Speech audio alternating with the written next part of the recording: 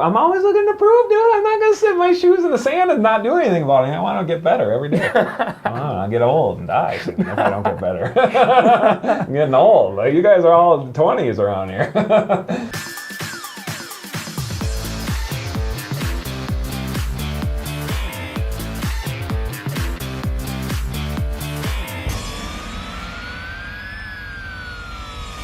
Okay, welcome to the Teaming Up Show again. We're your guide to the future of real estate, I think. Yeah, here we go. Right? Dylan's going to come up with something better, I think, pretty soon. So I'm joined by Dylan Maitland out of the Otsego area. Actually, you kind of Otsego, Princeton, Malacca, north suburbs up there. You kind of domination up there. And we talked a couple times about lead generation, and we've also mentioned some things about keeping it simple, and we've also mentioned a couple tidbits of lead follow-up. So we're going to talk about, we're going to kind of just bridge the gap of lead follow-up and keeping things simple again, and this is going to be our last video today. Yep. So for your lead follow-up systems, because you talked about how for like an hour, in your optimal morning, you spend an hour in the beginning of the day on lead generation, maybe a little bit in the afternoon if you didn't hit the morning, or if you just are feeling good and you can get another half an hour in or an hour in the afternoon. But then you're gonna say that's the lead generation bucket, throw that to the side, and then the other side is gonna be your lead follow-up bucket. What does that look like? Yeah, they're definitely two different buckets, and they're both very, very important. I mean, you cultivated this lead. They just don't. Golden nugget. Yeah, we call them a golden nugget around here. You got to water that. You got to get the dirt off. Yeah, so you brought them in. But you have it in your pan right here. Yeah, right? You don't want to lose them. You don't want to go get the other golden nugget over there if you can't even, the golden nuggets you bring in your hand. Absolutely. If you just drop them off to the side. Yeah, they're definitely two different buckets, and not one is more important than the other. Yeah. So really the biggest thing here is... Well, if you don't get them in the bucket, then you will have nothing to follow up. But I get what you're saying. Yeah. That's the same thing here, we can talk about that. But I agree. Yeah, okay. So there's two separate buckets here. Yeah, two separate buckets. And usually a lot of people ask, well, when is the best time to follow up? The rule of thumb I keep at, and again, very, very simple idea, it's better to follow up more often than not. I hate whenever I call somebody and they said, well, you didn't call me back, a month ago when we were kind of thinking about selling and we sold our house, basically missed out. I hate that. That's the worst thing that I ever feel in the business is lost opportunity. So again, don't be afraid to make those calls or write those letters or emails or what have you to keep in front of people. It's more often, you're not going to, it's very, very rare that you're going to have somebody push you away and say, Dylan, you're talking to me too much, than vice versa. So really, when is the best time to follow up? That's a hard one to gauge. It's just whatever you kind of feel based on the conversation is the best time to put it in your call log, to call this person, email this person. Again, and just have a really positive mindset and try to bring value in those conversations. Yep. It's a very, very redundant process to almost call them and say the same thing over and over again. Like, hey, you're just checking in, seeing when you're thinking about selling, is it still the spring?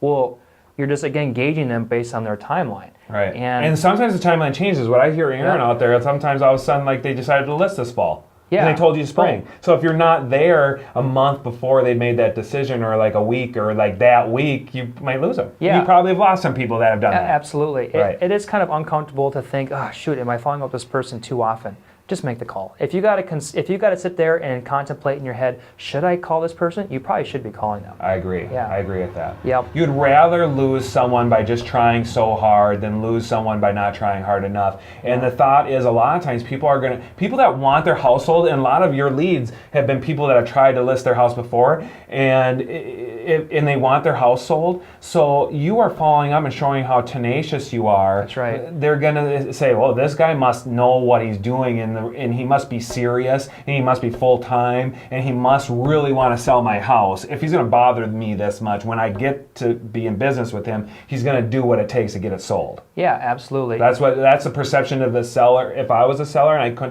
couldn't sell my house before, that's what I would be thinking if someone's busting me up. And I would say, probably half of the people's homes that I do list that were once on the market, it's just because I've been in front of them. And I'll even show them like my CRM. I say, hey, I called you here, here, here, here, here. Look, over 12 months, I've called you 20 times. And you and I have had 4 conversations. And they're like, what on earth? Who is this kid? They want that person. Awesome. That's awesome. Nobody wants to hire a slacker. But if you can show yourself as that person who's going to have a positive attitude and show up day in and day out, again, it's better to follow up too much, whatever that definition of too much may be, than to not follow up really hardly at all. Yep. So I want to create a picture in your mind, because this is what's helped me think about it. think of like your job up here is like a funnel almost. Your job is your prospecting, and you have prospects that you're calling, and you bring them into the first jar, the first glass circle. And in that glass circle, they have the warm contacts, and they're swirling around. And so for an hour of the day, you're putting people in that funnel that are going into that glass jar, that are circling around, that are kind of your warm contacts because you've had a conversation with them, or they're warm because you've already got their data and you've already called them, maybe left some messages, whatever that looks like, and they're in that jar, and you're slowly over time calling them, and then they either become even a really, really warm contact because they know you, they said they're going to do business with you, maybe you even met with them and you did a listing appointment with them, or they became a closing. And then I look at that as that glass jar having another funnel on the bottom and going into your database, where that person is going to start getting your emails, is going to start getting your mailers, is going to start getting your invites to your client parties. And when you're doing your lead follow-up, that's how I look at the whole system. And you just have a system that you're making sure that you have to make sure that you're following up with those contacts. And for like us, how that looks like now, because we just have so many people that reach out to us on a daily basis because we've been doing this longer than you. And someday you're going to be right, you're going to have the same deal where you're going to have someone like watching that circle and making sure, calling those 30, 40, 50, 60 people a day and warming them up and bringing them to closings. And then that's probably going to be like your seller side of the business. And then your buyer side of the business, you're going to have maybe like 3, 4, 5 buyers agents that are going to have that same circle. They're going to have some CRM system, which they've called people before, and they're going to spend their hour, 2 hours a day, just like you said. And they're going to have that system where we have a funnel, again, where the lead came in. It's going to be in there. We've called them 1 to 50 times or 100 times, right? And then they're going to be a closing, or they're going to be a really, really, really warm contact. But usually they're going to be a closing, and then that's when they're going to go into the database all over again. So that's kind of like the follow-up system. Whatever you use, if it's Top Producer, Boomtown. I mean, for instance, like your system, your system is pretty simple. Yeah, so when I first started, my follow-up system was a notepad. That I couldn't afford anything. Weren't you still doing that even like a couple months ago? No, but I went back through and found those old notepads my first year in the business, and I started calling on those people. And now you use like an e-edge. Now you use like an e-edge. I just use e-edge, which comes through Keller Williams, so I don't spend any money on a CRM other than what's provided to me. Again, the best system to use is the one that you're going to use. I know Josh just painted this big picture about these systems and implementations that they have. Yeah, and that's that gets complicated. You'll get there eventually, but right now the thing is, what is just the one thing that's going to keep me in front of other people? And for me, that's just my CRM, putting a task reminder. I open up that task reminder. So here's the people I call them, and I set a future task reminder. That's it. That's it. And again, don't over mud this thinking I need to have all these campaigns and all those things will just, I understand for myself, those things will come.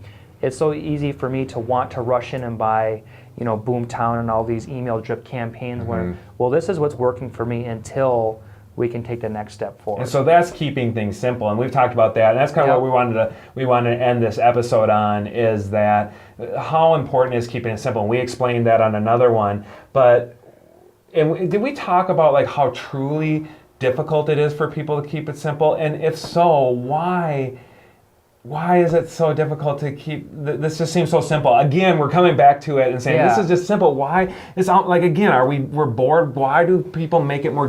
Say someone that's making $20,000 a year and they're struggling. What is getting them to make this so complicated when all it's really is finding a lead generation method and doing that, and talking to the people that know you, like you, love you, and trying to do business with them? That's the name of the game: lead gen, lead follow up, and keep in front of your sphere. But what's so hard about that? But isn't the average agent in our market sell somewhere right around 8 homes? I'd say predominantly it's because they don't lead generate, and then they don't lead follow up. But I think for the ones that are doing it and they're thinking, but why wouldn't you? I don't know. I really don't know. For me, it just kind of seems like a no-brainer. Maybe. Yeah, that's an 8, maybe. Yeah. I don't know. I think a lot of times.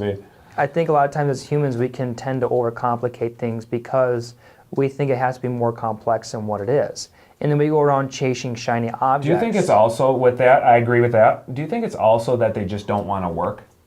Yeah, I mean, that could definitely... Do you think it's like, I'm going to just add this, and this, and this system so I don't have to work? Yeah, buying stuff isn't going to bring you new business. Yeah. Most of the time. Most of the time. Right. Yeah. Right. It's doing the simple things, and that's kind of what's been boring about the real estate industry. People think, oh, the Zillow or some of this other company is going to completely blow it up and change it, and then it gets right down to the same things as always. 68% of the business gets done from people that know the person who was in real estate, right? That's right. And then the other 30% of the business or so is from like 3 different areas, and that's what you got. Yeah. And then there's like 1%, 1%, 1%, 1%, 1%, right? Yeah. And why focus on all those 1% and just focus on like the 2 things that you could do to get you a lot of and you're business? talking to a perfect example of somebody who wants to overcomplicate something. I mean, I have a pretty hard work ethic, so it's not a problem for me to see where my faults are and understand like this is what needs to be done. And that could be a big reason as to why most agents do fail, is because they don't treat it like a business. If you treat it like a hobby, it's going to pay you like a hobby. And if you treat it like a business, I agree. That's it's really going to pay you like a business. That's honestly, really, it's really good. Honestly, that statement was said to me when I was in a network marketing company because I was dabbling with it. Yeah. And it was costing me money to stay in it. And it was costing me more time than anything. Right. And I decided I'm not treating this like a business, but I know I can treat real estate like a business for myself. And then that's obviously, that really helped you get going. Absolutely. To where you are now. I really agree with that. I really agree with that. So, well, Andy's saying it's 10 minutes, so let's wrap this one up. I don't think, unless you have any other, do you have any other thoughts about keeping it simple or lead follow-up that we can get someone to just get out of their own way? I just say find your hustle, stick to it. At least give it 90 days to see if it's working for you or not. Try to pick something that you really enjoy too. And check your ego at the door too. Yeah. I mean, this business is very humbling. When you wake up broke. That's true. I think a lot of people, I struggle with that because I think a lot of people, it is about ego. And I'm not saying it's never been for me. I don't know. I don't think it has been, because I don't know. I just have always looked at wanting to be in business with the best people, and I didn't care where I was in that, on the totem pole or whatnot. I just wanted to be with the best, so I don't know. But I see a lot of people make, things with ego, but yes, check your ego at the door. Think, like you said, think of it and treat it like a business. Yeah.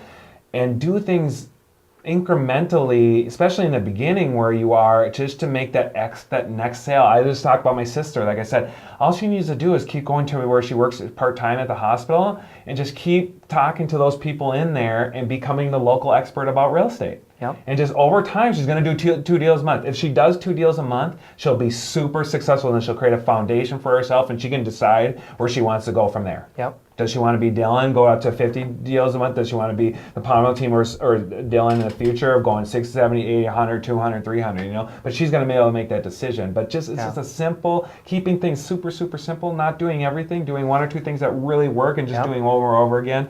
And then, just being around other people that are doing things at a high level, I would say, not just being out on your own island. Yeah, and just keep a good positive attitude. And I know this is kind of a redundant thing, but, keeping it simple, at least for me, really brought a narrow focus. And I think just by modeling and talking to best people in the Twin Cities, for example, like the Pomerol team. You do that. It sounds like I've heard you mention someone else's name every time I talk to you. Yeah. Well, I talked to this person, It reminds me when I went around the country and talked to some of the best people in the industry and how much that changed my life too. Maybe I should jump around the country to get there faster. It doesn't hurt. But keep things simple. That's right. Yeah. Anyways, thanks for tuning in. If you have any questions for us, feel free to on teamingup.com put some questions, comments. We'd love to shoot some videos that you Please have. reach out. And we would definitely shoot something and so we can help you out. All right. Thanks for coming. Thanks.